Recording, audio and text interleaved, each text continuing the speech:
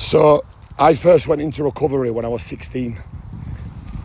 I first realised that I didn't like the feeling that drugs were giving me at the age of 16, and I tried to challenge my behaviour, and I could always get stopped, just could never stay stopped. Used to always use the gym, still do use the gym. And my point in this video is, if I give up at that first hurdle, I wouldn't be here today, would I? I'd have been 6 foot under. But don't get me wrong, I almost did go 6 foot under multiple times through choices of my own. Nobody else's fault.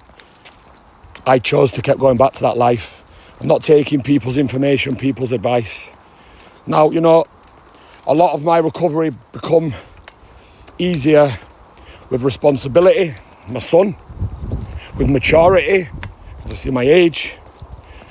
But the biggest factor was seeking help from people around me and listening to other people around me that had already succeeded in recovery, that's life sounded far worse than mine ever was.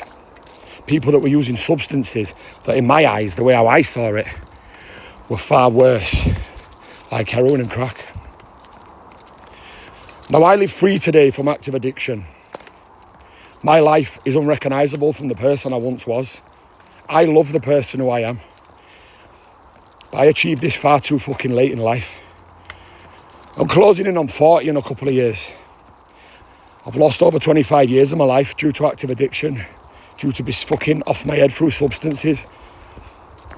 But the most important thing is that I've created this audience through you lot, and I know how many of the younger generation watch me and listen to me and learn from me. And I please beg with you just to listen to my advice and save your own lives before it gets too fucking late like it did with me. I was never that fucking kid that would have ever fucking thought that my life would end up like that. I was from a good fucking upbringing, a good family, good education. Where did it go wrong? Who knows? But if you've got that fucking brain that addiction can take over, it will. And you won't fucking know it. It's all fun until it's not fun anymore. And you can't stop. Pack it in.